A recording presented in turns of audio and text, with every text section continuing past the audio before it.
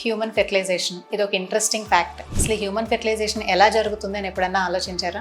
నార్మల్గా ఈ sperm nucleus వెళ్ళి ఎగ్ న్యూక్లియస్తో ఫ్యూజ్ అయిన తర్వాత మనకి జైగోట్ అని ఫామ్ అవుతుంది. ఈ జైగోటే మనకి ఫ్యూచర్లో పిండం లాగా అంటే ఎంబ్రియో లాగా జీవం పోసుకుంటుంది అనమాట.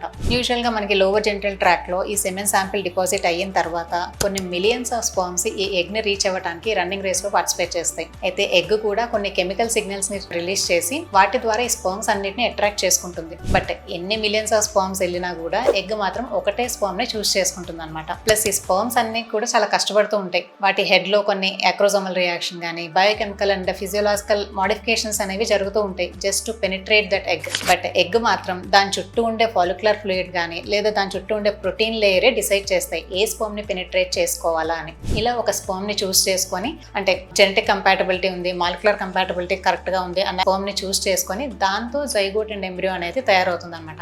అదే మనకి ఫ్యూచర్ లో పిండం లాగా ఎంబ్రియో లాగా జీవం పోసుకుంటుంది. So nature has crafted this fertilization with such perfection and beauty కదా. Thank you.